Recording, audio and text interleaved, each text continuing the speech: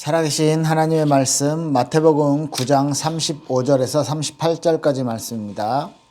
마태복음 9장 35절에서 38절까지 말씀 같이 보도록 하겠습니다. 예수께서 모든 도시와 마을에 두루 다니사 그들의 회당에서 가르치시며 천국 복음을 전파하시며 모든 병과 모든 약한 것을 고치시니라. 무리를 보시고 불쌍히 여기시니 이는 그들이 목자 없는 양과 같이 고생하며 기진함이라. 이에 제자들에게 이르시되 추수할 것은 많되 일꾼이 적으니 그러므로 추수하는 주인에게 청하여 추수할 일꾼들을 보내주소서 하라 하시니라. 아멘. 예수님께서 현장을 보시고 이렇게 제자들에게 말씀하셨습니다. 제가 특별히 이제 소요리 문답을 계속 보고 있는 중에 오늘은 이제 전도 현장에 관해서 또 우리의 삶의 현장에 관해서 좀 따로 말씀을 한번 드리려고 이렇게 소요리 문답이랑 이렇게 벗어나서 말씀을 전하려고 합니다. 지지난 주간에 제가 이제 네팔에 다녀왔고요. 그 네팔에 봉사활동하면서 그리고 선교 현장에서 일어나는 응답들이 많이 있었는데 그것과 함께 말씀을 전하도록 하겠습니다. 네, 네팔 현장에서는요, 정말 이제 우리나라나 일본보다 한 30년에서 50년 정도 한 뒤처진 그런 정도의 수준이었고요.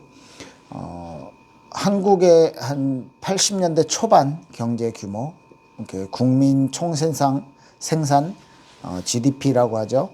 1년에 1,400불 정도밖에 되지 않아요. 우리나라는 한 3,000불, 4,000불, 거의 이제 4만 불을 바라보고 있는 그런 우리나라나 일본 같은 경우는 그런데 경제 규모가 한 25분의 1, 한 30분의 1 정도밖에 되지 않는 그런 규모입니다. 그리고 이제 나라 자체가 너무 이렇게 산업도 없고 오로지 관광 수입만으로 이제 먹고 살고요. 뭐 예를 들어서 관광을 통해서 이제 히말라야가 있고 그런 트레킹이라든지 이렇게 관광으로 오는 사람들 외에는 이제 외화를 벌 수 있는 방법이 거의 없기 때문에 국내선을 탈 때도 네팔 사람들은 만약에 뭐 5만 원에 타면 외국 사람들은 한 20만 원씩 이렇게 돈을 받는 거예요. 이제 그렇게 외국인들과 네팔 사람들의 그런 비용이 이제 분리돼 있고 뭐 이런 이제 상황들이고요.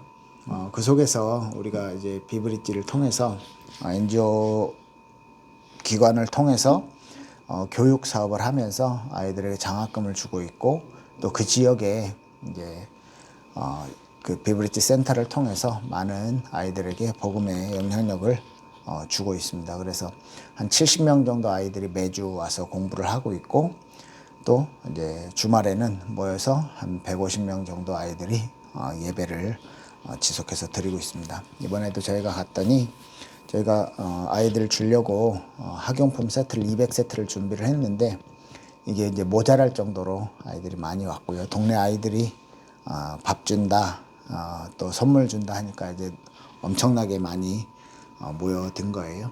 네. 그리고 그 마을 주변 사람들 비상약, 진통제하고 감기약 같은 이런 약들을 좀 저희가 준비해서 나눠주고 했었는데요. 네, 이렇게 우리가 평소에 가보지 못하고 평소에 잘 알지 못하는 선교 현장이죠. 전도 현장이죠. 이것을 우리가 실제로 가보니까 그곳 상황을 알고 그 사람들의 현실을 알게 되는 거죠. 예수님도요, 모든 도시와 모든 마을을 두루 다니사 이렇게 말씀하고 있습니다. 예수님이 사역을 본격적으로 시작하시고 얼마 되지 않은 시기죠. 산상수훈에서 이제 많은 가르침들을 가르치고 나서 실제로 마태복음 8장, 9장에 뭐 이렇게 몇 군데 현장들을 다니시면서 이제 질병도 고쳐주시고 또 이런저런 사람들을 만나면서 실제로 이제 예수님께서 이제 현장에 이런 모습들을 지켜보시고 그리고 오늘 9장 35절에 예수께서 모든 도시와 마을을 두루 다니사 그들의 회당에서 가르치시고 천국 복음을 전파하시며 모든 병과 모든 약한 것을 고치시니라 이렇게 말씀하고 있죠. 네, 예수님께서 그 현장에 그 사람들의 문제와 갈급함, 그 필요를 확인하시고 그것에 맞는 응답을, 맞는 답을 채워 주시는 것입니다. 그래서 실제로 회당에서 가르치셨고요, 말씀을 가르치셨고 천국 복음에 대해서 전파하셨고 또 많은 병자들에겐 병을 고치는 것, 약한 사람들의 이런 것들, 약한 것들을 고쳐주시는 사역들을 예수님께 하셨습니다. 실제로 이제 네팔에서도 그들의 필요를 보고 그들이 이제 원하는 것들, 그들에게 꼭 필요한 것들을 이제 저희가 준비해서 간 것이었고요. 실제로 네팔에 같이 이렇게 20명 정도 참가자들이 갔었는데요. 이분들이 가서 가기 전이랑 직접 보고 나서는 너무 마음가짐도 달라지고 생각도 달라졌어요. 이렇게 많이 말씀하시고요. 주변 사람들에게 이렇게 다녀온 사진 보여주면서 알리기도 하고 계십니다.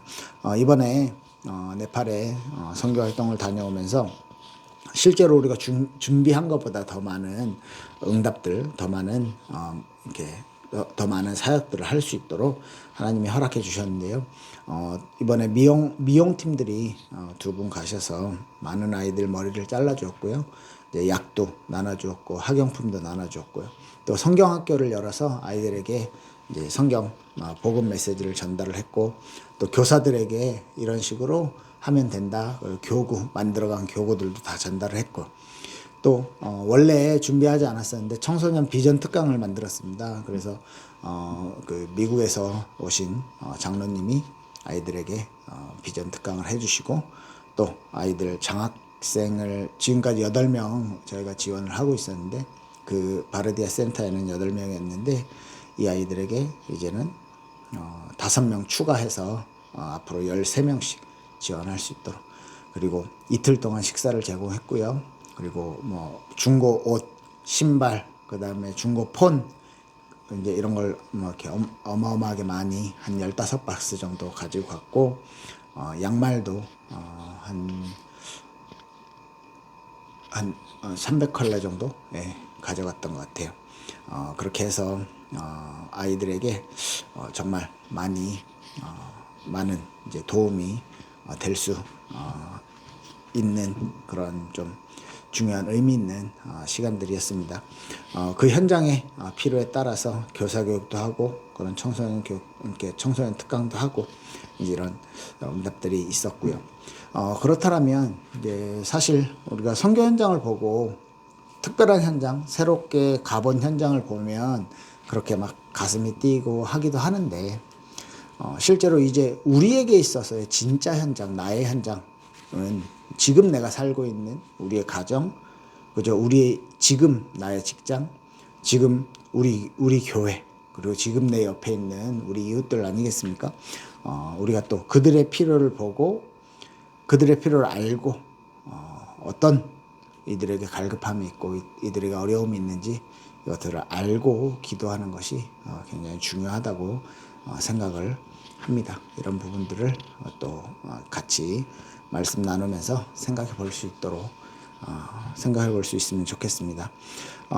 이렇게 했을 때 현장을 보셨을 때 38절에 예수님이 36절입니다. 무리를 보시고 불쌍히 여기시니 이는 그들이 목자 없는 양같이 고생하며 기진함이라 이렇게 말씀하고 있어요. 무리를 보셨는데 너무 불쌍히 여기셨대. 정말 이 마음들은 영혼들이 정말 목자 없는 양같이 유리하고 방황하고 병으로 고통받고 귀신에게 시달리고 있구나. 이런 부분들이 이제 현장을 직접 가서 봐야지만 알 수 있는 거잖아요. 우리가 이제 일정 마치고 나서는 우리 힌두 사원에도 가보고 그다음에 힌두교 장례 문화 이렇게 체험할 수 있는 곳도 가보고 이렇게 했었는데요.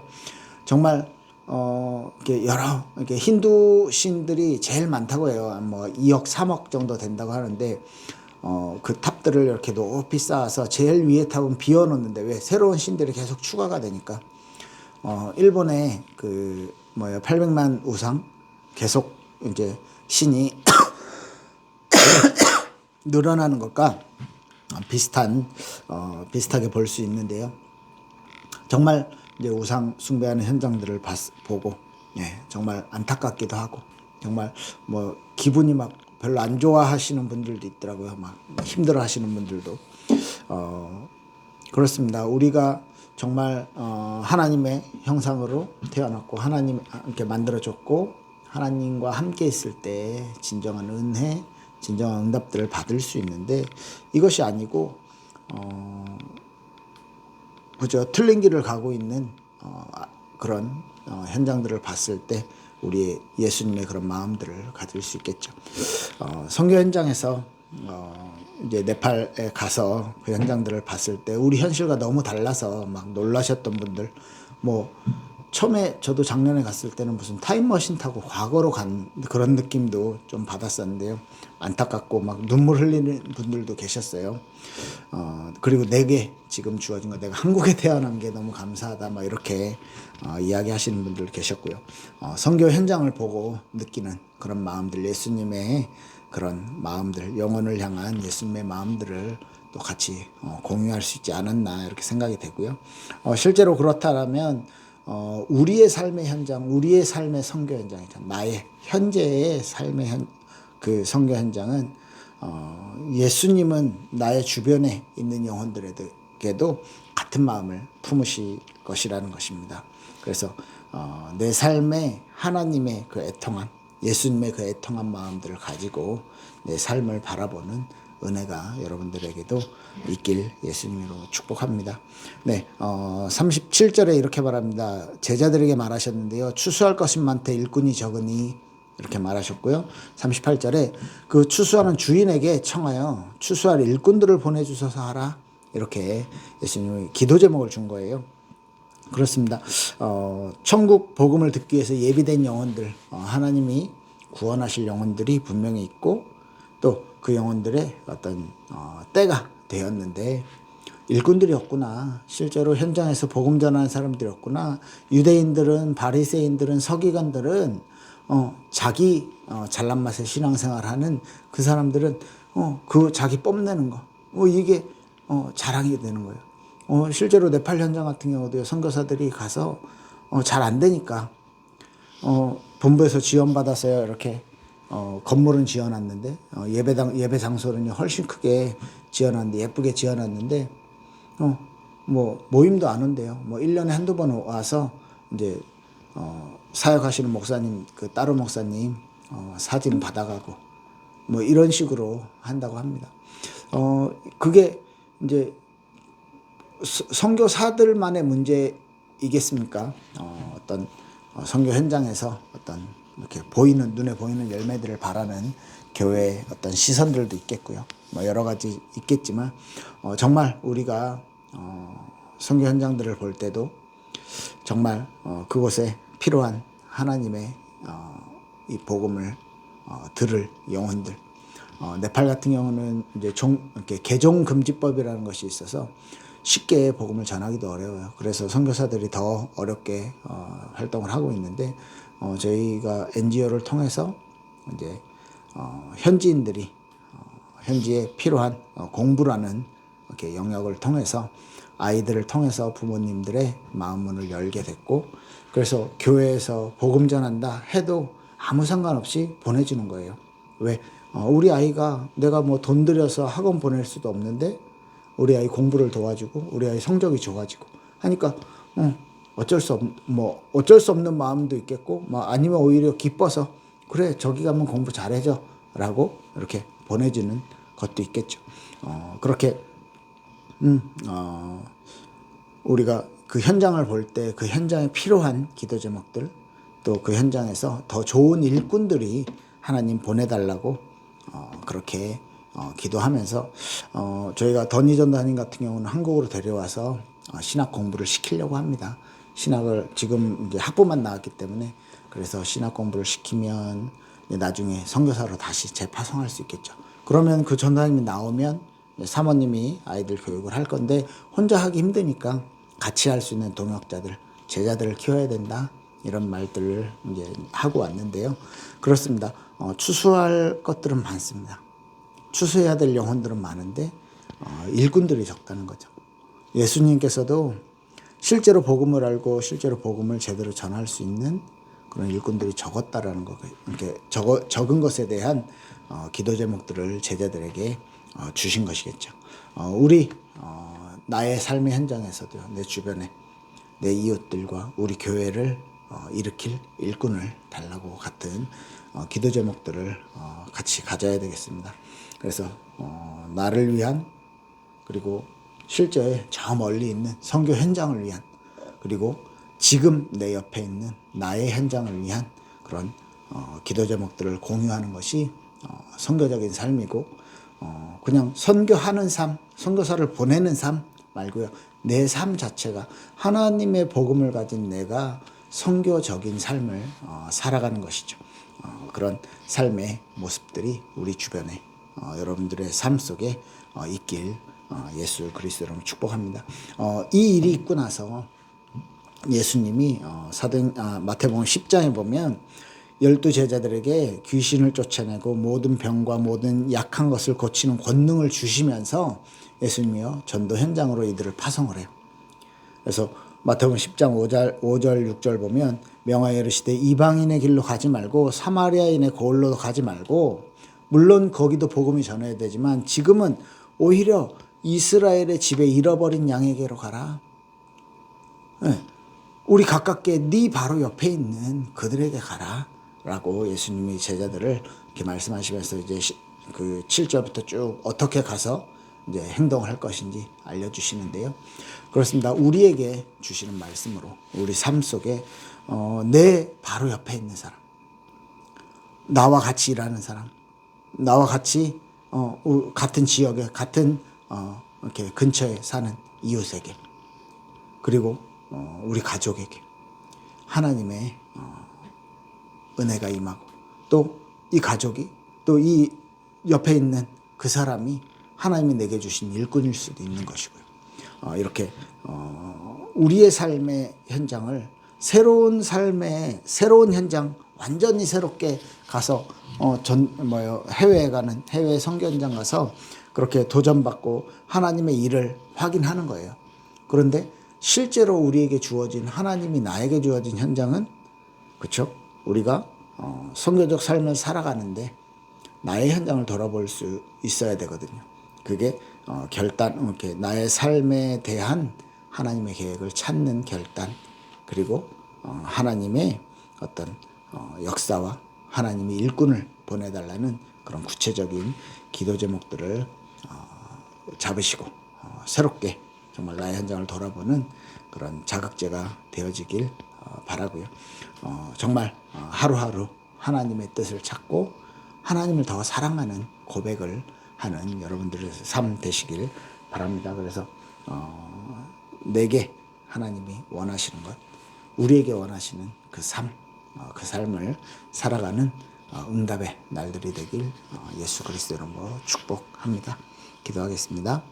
살아계신 하나님 감사합니다. 우리에게 주신 하나님의 은혜가, 우리에게 주신 하나님의 그 축복이 선교 현장을 보며 또 내 주변에 일어나고 있는 많은 현장들을 바라보며 하나님께서 내게 주신 그 현장이, 하나님께서 내게 주신 이 현장이 최고의 선교지임을, 선교적 삶을 살아갈 수 있는 우리 될 수 있도록 축복하여 주시옵소서.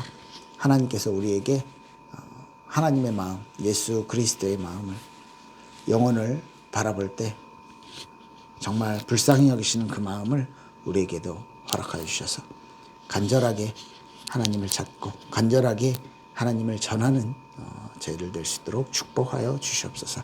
감사드리며 예수님 이름으로 기도했습니다. 아멘. 감사합니다.